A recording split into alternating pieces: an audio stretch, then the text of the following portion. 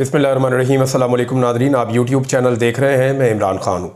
मियां नवाज शरीफ साहब के हवाले से खबर आ रही है कि वो पाकिस्तान छोड़कर वापस अपने देश बरतानिया जा रहे हैं, लंदन में, जहाँ पे उनकी प्रॉपर्टी है, जहाँ पे उनके बच्चों का कारोबार है, जहाँ पे उनके बच्चे रहते हैं, जहाँ पे उनके बच्चे पढ़ते हैं, जहाँ पे उनके बच्चों की फैमिलीज रहती हैं और जहाँ पे उनका इलाज मुआलजा होता है, जहाँ पे वो सर्जरीज करवाते हैं, जहाँ पे उनका जीना मरना है, वो तो बरतानिया है और लंदन है।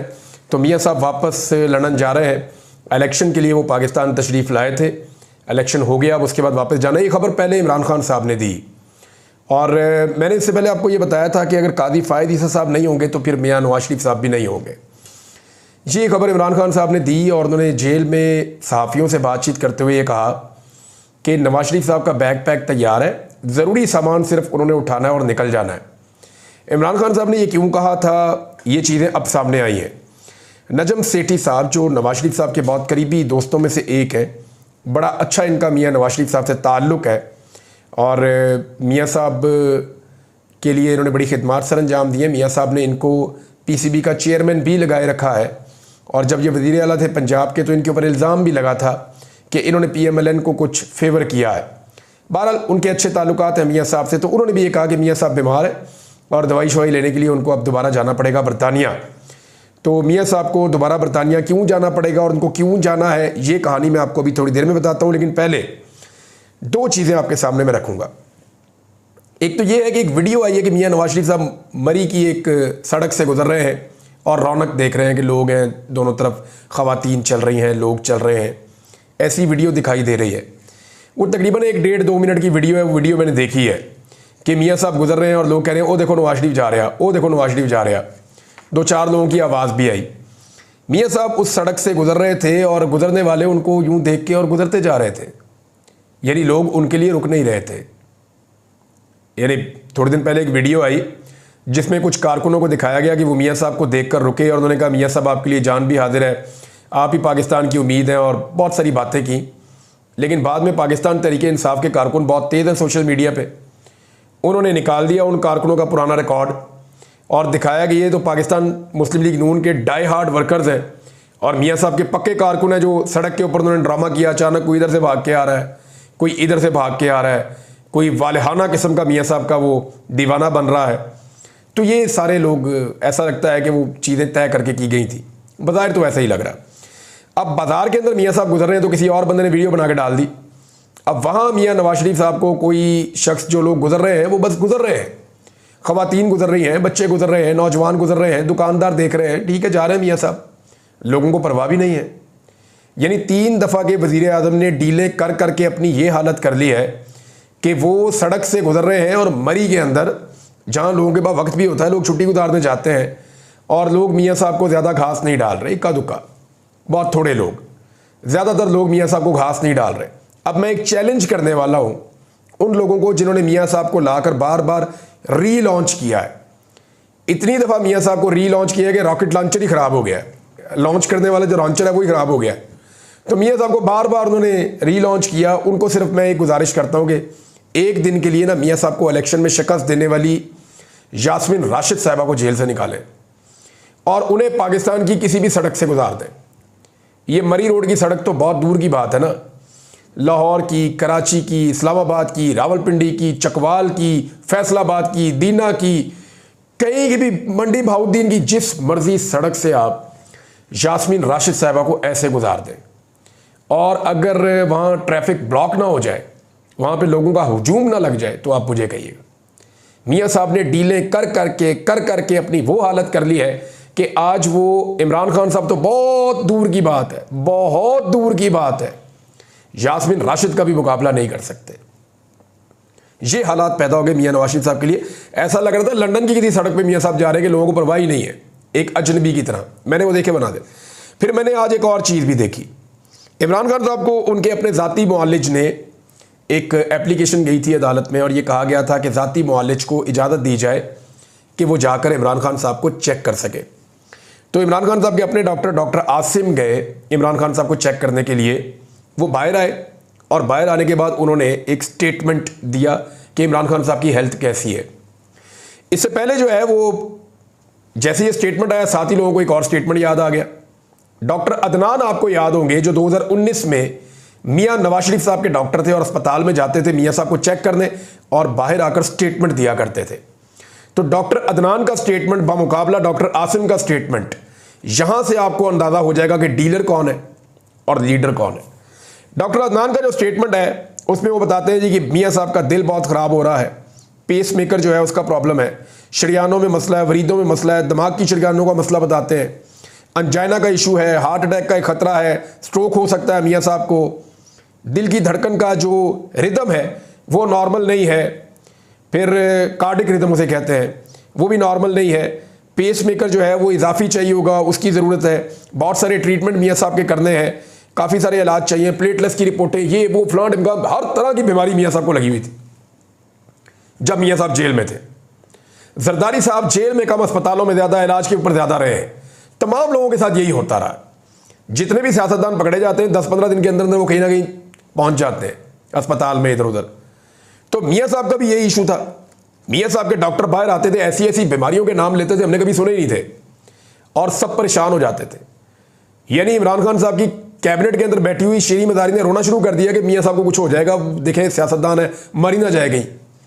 तो इमरान खान साहब ने कहा ठीक है भेजो इलाज के लिए। फिर तो प्लेटलेट्स जाते ही मियां साहब के बैरून मुल्क ठीक हो गए।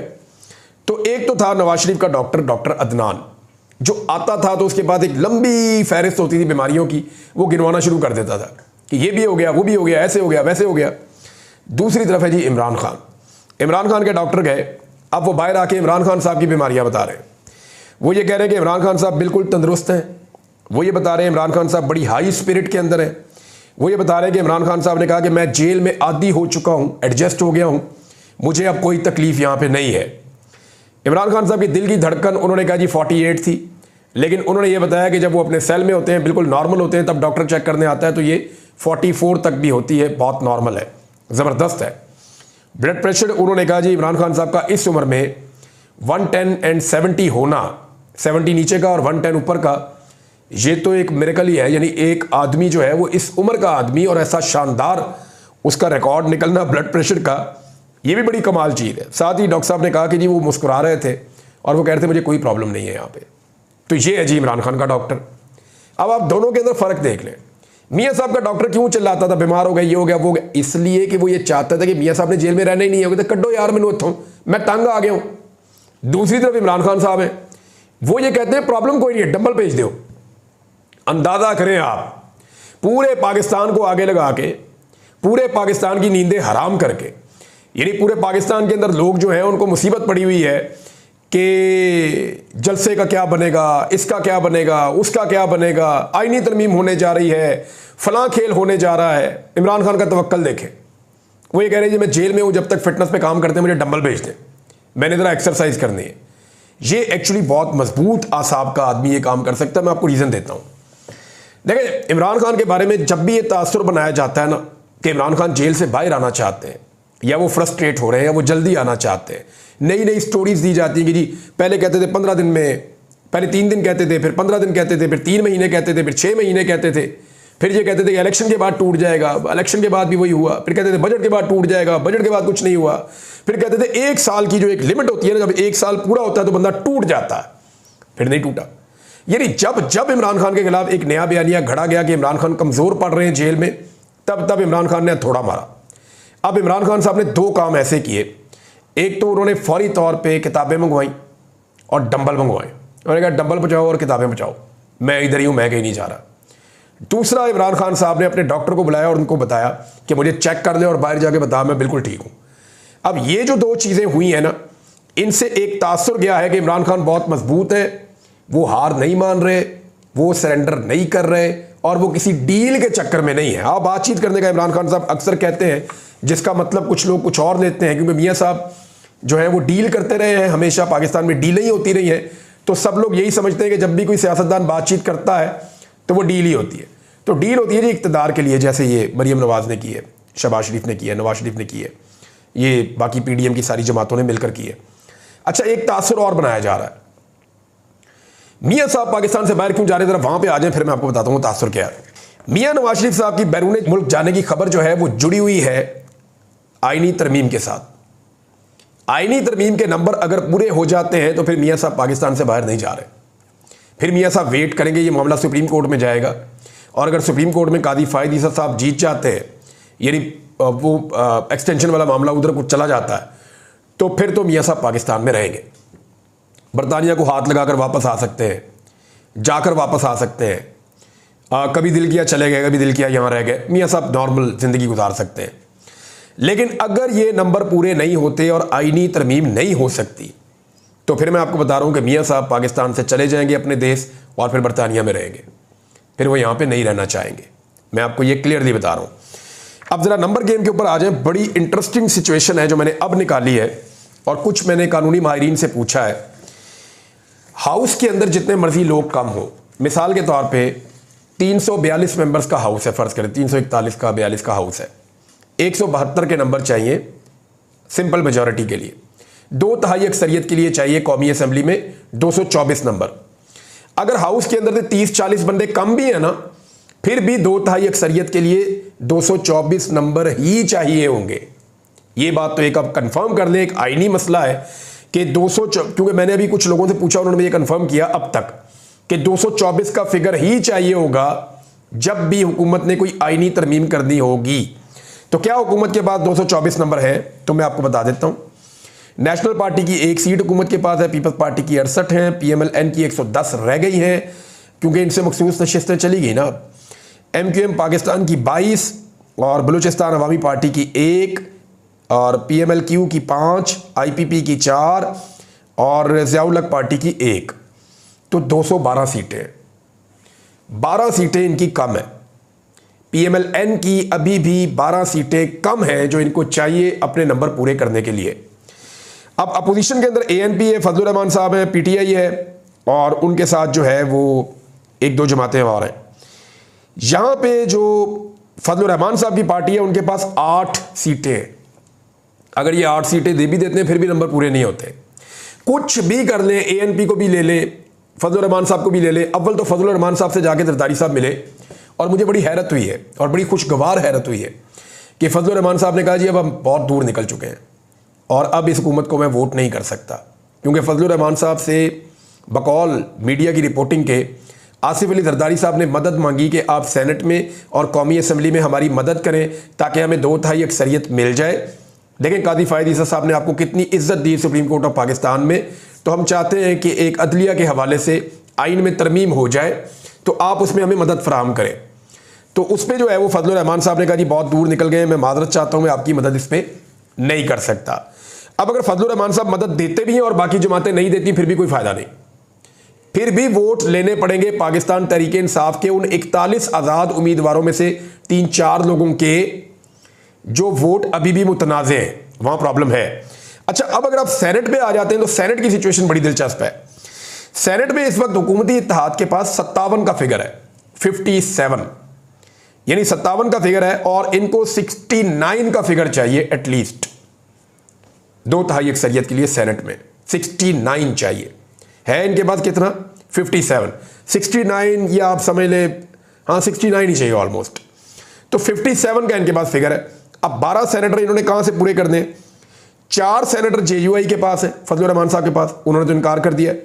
3 सेनेटर ANP के पास है और ANP अपना वोट डालती है नहीं डालती है एक अलग बात है। बाकी जो है वो उनके पास सेनेटर नहीं है अपने। बलूचिस्तान अवामी पार्टी से एक मांग लेंगे इधर उधर, 2/3 अक्सरियत पूरी नहीं हो रही।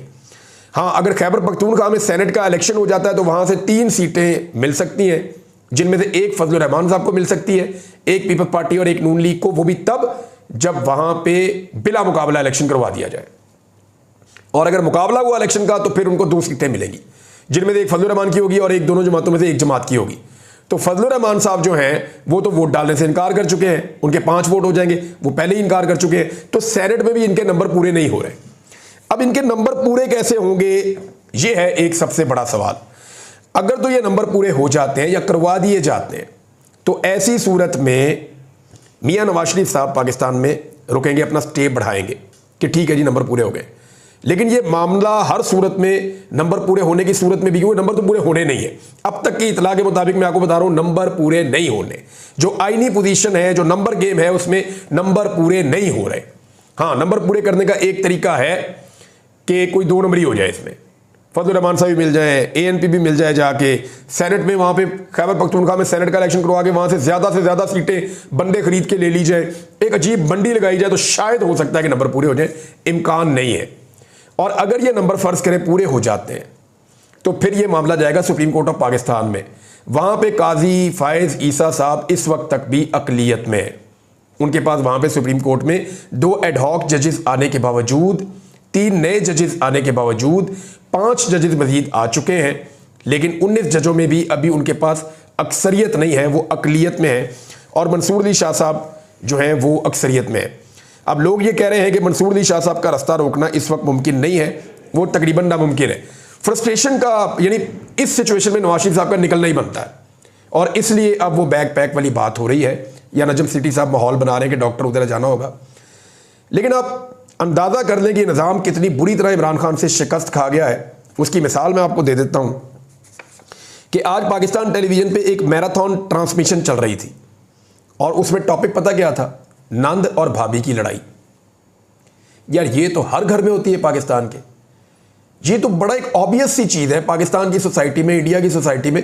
नंद और भाभी के अंदर छोटा मोटा इख्तलाफ चलता रहता है। नंद और भाभी के इख्तलाफ के ऊपर हमारे यहाँ पे ट्रांसमिशंस चल रही हैं, क्योंकि इन्हें इमरान खान के खिलाफ कुछ नहीं मिला, कुछ नहीं मिला इमरान खान के खिलाफ। जब ये कुछ नहीं कर सके तो अब ये बता रहे हैं जी कि अलीमा खान और बुशरा बीबी उनमें इख्तलाफात हैं। और भाई जो बंदा खबर देने वाला है ना, जिस सिक्योरिटी ज़राए की बात हो रही है, ज़रा उससे पूछो कि उसके अपने घर में ये लड़ाई है या नहीं। पाकिस्तान के हर घर के अंदर, चाहे वो पाकिस्तान का कोई टॉप का ऑफिशियल है वहां से लेके चाहे कोई नीचे चपड़ासी है वहां तक, हर बंदे के घर के अंदर ये नंद भाभी की लड़ाई तो है। ये एक ऑब्वियस चीज है, औरतें जहां पे होती है वहां उनके अंदर छोटी मोटी खटपट चलती है। अब उसको लेकर कौमी सलामती का एक मसला बना दिया गया, और उसके ऊपर तशवीश की लहर दौड़ गई। बड़े बड़े तजियाकार, दिफाई तजियाकार उसके ऊपर बीपर दे रहे हैं टीवी के ऊपर। यानी अगर इमरान खान के साथ लड़ाई में आप इस लेवल तक पहुंच गए हैं ना, तो मेरा मशवरा है कि फिर उससे हार मान लें, शिकस्त अपनी तस्लीम कर लें। और एक चीज़ मैं आपको और भी बताता हूँ कि बरतानवी सफ़ीर के ख़िलाफ़ एक कंपेन इस वक्त लॉन्च की गई है, और ये कहा जा रहा है कि वो इमरान खान साहब के लिए कहीं लॉबिंग कर रही हैं। तो मैं आपको ये बता देता हूँ, ये खबर गलत है, ये खबर गलत है। इनकी सबसे ज़्यादा मुलाकातें शरीफ ख़ानदान के साथ हैं, और जो चीज़ें हैं वो आप सारे लोग जानते हैं। पहले पाकिस्तान तहरीक इंसाफ भी इस किस्म की तनकीद करती रही है, लेकिन एक चीज़ मैं आपको बताऊँ कि नवाज शरीफ साहब ने 2-3 जगह पर अपनी इस ख्वाहिश का इजहार किया है कि कोई तरीक़ाकार करके ऑक्सफोर्ड यूनिवर्सिटी के इलेक्शन से इमरान खान को बाहर करवाएं। 2-3 जगह पे मियाँ साहब ने इस बात का इजहार किया है कि इमरान खान को ऑक्सफोर्ड यूनिवर्सिटी के चांसलर का इलेक्शन नहीं लड़ना चाहिए। वजह बताते हैं जी कन्विक्टेड है, ये वो कहानियाँ सुनाते हैं, लेकिन मियाँ साहब कामयाब नहीं हो रहे। अब फ्रस्ट्रेशन है, गुस्सा तो आएगा, लोगों के खिलाफ आप कीचड़ भी उछालेंगे, लेकिन होना कुछ नहीं। अभी इमरान खान को फेवरेट कैंडिडेट कहा जा रहा है उस इलेक्शन का, तो इमरान खान का रास्ता रोकना मुश्किल है। तो नाज़रीन, इस सिनेरियो में ना एक और भी चीज़ साबित करने की कोशिश की जा रही है कि शायद कोई एस्टेब्लिशमेंट और इमरान खान में डील हो रही है। तो ऐसा नहीं है नाज़रीन, हालात उस तरफ चले गए हैं कि अब किसी के पास कोई और ऑप्शन बचा ही नहीं। इमरान खान ने अपने हिस्से की मार इतनी ज़्यादा खा ली है और इतना ज़्यादा बर्दाश्त कर लिया है, इस निज़ाम के साथ लड़ाई इस हद तक लड़ ली है कि अब वो जीत के करीब पहुँच गया है। अब तक के लिए इतना ही। अपना ख्याल रखिएगा, अपने इस चैनल का भी। अल्लाह हाफ़िज़।